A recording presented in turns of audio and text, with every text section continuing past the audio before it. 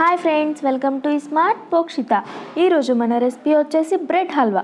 Bread అంటే ఎవ్వరు ఉండరు కదా ఇష్టపడని వాళ్ళు.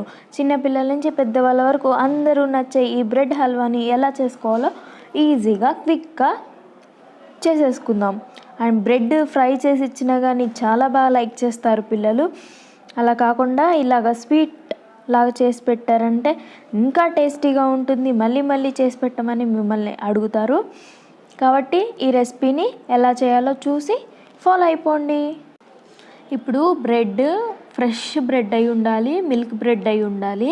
మిల్క్ బ్రెడ్ అయితే ఈ బ్రెడ్ హల్వా చాలా టేస్టీగా ఉంటుంది, చాలా సాఫ్ట్గా ఉంటుంది కూడా. ఈ హల్వా బాగుంటుంది. ఈ హల్వా తయారు చేసుకోవడానికి ఇప్పుడు బ్రెడ్ పీసెస్ ఉన్నాయి కదా, అవి సైడ్ బ్రౌన్ కలర్ ఎడ్జెస్ని కట్ చేసుకొని తీసుకుంటున్నాను నేనైతే. మీకు కావాలంటే కట్ చేసుకోవచ్చు, లేదంటే అలాగా ఉంచుకొని చేసుకున్నా సరే బాగానే ఉంటుంది. నేనైతే కట్ చేసుకుంటున్నాను. ఇప్పుడు ఈ పార్ట్స్ మొత్తం ఇలా మొత్తం కట్ చేసేసుకొని ఈ హల్వా చేసుకున్న తర్వాత, ఈ హల్వా వేడిగా అయినా బాగుంటుంది, చల్లగా అయిన తర్వాత అయినా తినగలుగుతాం. చాలా లైక్ చేస్తారు ఈ రెసిపీని. చూస్తుంటేనే నోరు ఊరిపోతుంది కదా. అలా నోట్లో వేసుకోగానే కరిగిపోయే ఈ రెసిపీని ఈజీగా చూపించేస్తున్నాను కదా, మీరు కూడా ట్రై చేసి మీ ఇంట్లో వాళ్ళకి పెట్టేయండి. ఇప్పుడు ఎడ్జెస్ కట్ చేసుకున్నాం కదా, ఇప్పుడు ఈ బ్రెడ్ని 4 పార్ట్స్గా డివైడ్ చేసుకోవాలి. ఇలా 4 పార్ట్స్గా కానీ డివైడ్ చేసుకున్నట్లయితే బ్రెడ్ని గీలో వేయించుకుంటాం కదా, అప్పుడు చాలా సాఫ్ట్గా ఉంటుంది, ఈజీగా కూడా వేగిపోతుంది, త్వరగా అయిపోతుంది. ఇప్పుడు పాన్ పెట్టి దీంట్లోకి 1/2 కప్ గీ యాడ్ చేసుకోవాలి. దీంట్లోకి టేస్ట్ అంటే గీ అండి. గీ ఎంత ఎక్కువ వేసుకుంటే అంత టేస్టీగా ఉంటుంది. ఈ గీ కరిగిపోయింది కదా, ఇప్పుడు దీంట్లోకి 1 కప్ జీడిపప్పు పలుకులు తీసుకోవాలి. ఈ జీడిపప్పు పలుకులు దీంట్లో వేసుకొని ఇవి మొత్తం గోల్డెన్ బ్రౌన్ కలర్లోకి వచ్చేలాగా ఫ్రై చేసుకోవాలి. బ్రౌన్ కలర్లోకి వచ్చేలాగా ఫ్రై చేసుకుంటే అది ఏమవుతుందంటే హల్వాలో ఉంటుంది కదా, అప్పుడు అది గట్టిగానే ఉంటుంది, అంటే కొంచెం పంటి కింద తగులుతూ టేస్ట్ అయితే సూపర్ ఎమ్మీ ఉంటుంది. ఎప్పుడైనా మీకు స్వీట్ తినాలనిపిస్తే ఈజీగా ఈ రెసిపీని మీ ఇంట్లో చేసేసుకోండి. చాలా క్విక్గా అయిపోతుంది కదా ఈ రెసిపీ. కాబట్టి మీరు కూడా బ్రెడ్ ఎప్పుడు శాండ్విచ్ కాకుండా, అలాగా బ్రెడ్ ఫ్రై కాకుండా ఇలాగా స్వీట్ రెసిపీగా చేసి పిల్లలకి కానీ పెట్టారంటే ఆ బ్రెడ్ అవి కూడా తినరు, ఇంకా ఈ స్వీటే చేయమని అడుగుతూ ఉంటారు.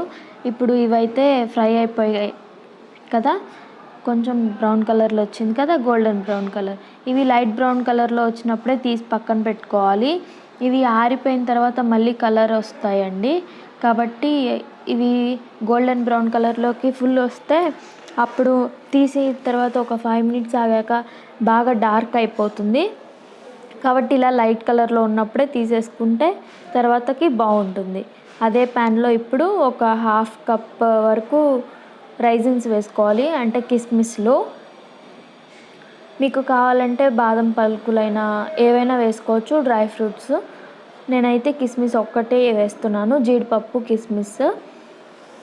ఇప్పుడు ఈ కిస్మిస్లు కూడా కొంచెం ఉబ్బుతాయి చూడండి, బాల్స్ లాగా వచ్చేస్తాయి గీలో వేయంగానే. గీలో అయినా ఆయిల్లో అయినా దేనిలో వేసినా కానీ బాల్స్ లాగా వచ్చేస్తాయి కదా, అప్పుడు చూడడానికి చాలా బాగుంటుంది కదా. పిల్లలు అయితే బబుల్స్ బబుల్స్ అని ఆడుకుంటూ ఉంటారు. ఇవి ఇట్లా వచ్చిన తర్వాత ఇవి ఒక బౌల్లోకి ట్రాన్స్ఫర్ చేసుకోవాలి. చూడండి చాలా కలర్ఫుల్గా ఉంది కదా, చూస్తుంటుంటేనే ఆ బ్రైట్నెస్, ఆ టేస్ట్, ఎప్పుడు తినేద్దామా ఈ రెసిపీ అన్నట్లు ఉన్నాం కదా. ఇప్పుడు ఒక ప్యాన్ పెట్టుకొని దాంట్లోకి 1/2 కప్ గీ వేసుకోవాలి. దాంట్లోకి ముందుగా స్లైసెస్ కట్ చేసుకున్నాం కదా, ఆ పీసెస్ని అన్నిటినీ వేయించి బాగా ఫ్రై చేసుకోవాలి. బ్రెడ్కి చాలా గీ పడుతుంది అండ్ ఆయిల్ కూడా ఎక్కువ పీల్చేస్తుంది, ఎంత వేసినా సరిపోదు దీనికి. ఇవి గోల్డెన్ కలర్లోకి వస్తే టేస్ట్ ఎమ్మీ ఎమ్మీ ఎమ్మీ కదా, అస్సలు చెప్పలేం కదా. ఈ బ్రెడ్ హల్వా అంటే చాలామంది ఉంటారు కదా ఇష్టపడేవాళ్ళు. ఏ ఫంక్షన్ అయినా, పార్టీస్ అయినా, అలాగే పెళ్ళిళ్ళైనా, చిన్న చిన్న ఫంక్షన్స్ అయినా కానీ చూడండి ఈ కలర్లోకి వచ్చింది కదా, ఇంకొంచెం కలర్ రావాలి. అలా కానీ వచ్చినట్టయితే బ్రెడ్ హల్వా కలర్ఫుల్గా ఉంటుంది బ్రౌన్ కలర్లో. ఇప్పుడు ఈ బ్రెడ్ అన్నిటినీ ఒకవైపు తిప్పుకుంటూ ట్రాన్స్ఫర్ చేసుకుంటూ ఉండాలి, తిప్పుకుంటూ. లేదంటే ఒకటే సైడ్ ఉన్నాయంటే అన్నీ మాడిపోతాయి. అప్పుడు టేస్ట్ అయితే చాలా చేదుగా వచ్చేస్తుంది ఈ బ్రెడ్ హల్వా. ఇప్పుడు ఇవైతే వేగిపోయాయి కదా, వీటన్నిటిని ఒక బౌల్లోకి ట్రాన్స్ఫర్ చేసుకోవాలి. ఇలాగా మళ్ళీ ఇంకొక హాఫ్ కప్ గీ యాడ్ చేసుకొని మిగతా బ్రెడ్ స్లైసెస్ కూడా అంతే యాడ్ చేసుకొని అంతే ఫ్రై చేసుకోవాలి. అదే బ్రౌన్ కలర్లోకి మాత్రమే రావాలి. అదే లైట్ కలర్ కానీ వచ్చినట్లయితే మీకు కలర్ అనేది వైట్ కలర్లో ఉంటుంది, బ్రౌన్ కలర్లో అనేది రాదు ఈ హల్వా. ఇవ్వండి ఫ్రై చేసుకున్న బ్రెడ్ పీసెస్ అన్నీ ఇలాగా ఒక ప్లేట్లోకి ట్రాన్స్ఫర్ చేసుకొని పెట్టుకున్నాను.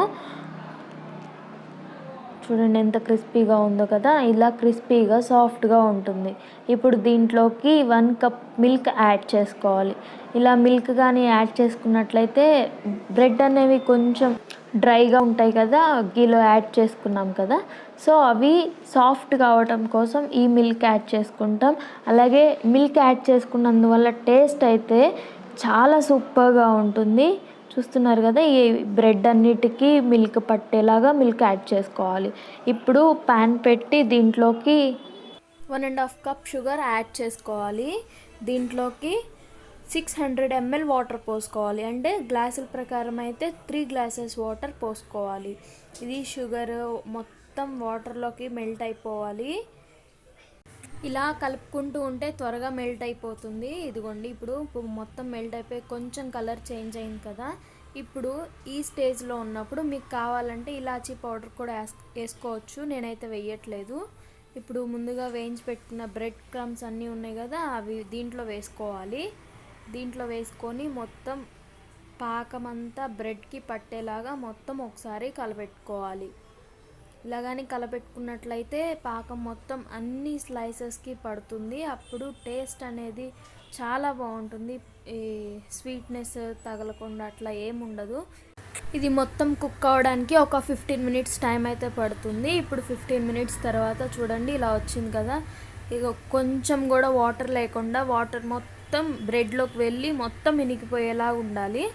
చూడండి మొత్తం ఇట్లా సాఫ్ట్గా వచ్చింది కదా. ఈ థిక్నెస్ ఈ స్టేజ్లో ఉన్నప్పుడు మీరు ముందుగా వేయించి పెట్టుకున్న డ్రై ఫ్రూట్స్ అన్నీ దీంట్లోకి వేసుకొని మొత్తం ఒకసారి కలపెట్టుకోవాలి. ఇలాగా మొత్తం ఒకసారి కలపెట్టుకున్న తర్వాత ఒక 1 మినిట్ లో ఫ్లేమ్లో ఉంచుకొని ఆ తర్వాత స్టవ్ ఆఫ్ చేసుకొని సర్వింగ్ బౌల్లోకి తీసుకొని సర్వ్ చేసుకోవడం అంతే. చాలా సింపుల్ కదా. ఈ న్యూ ఇయర్ స్పెషల్ అయితే నేనైతే ఈ స్వీట్ చేశాను. మీరేం చేశారో కమెంట్ చేసి చెప్పండి. Thank you for watching.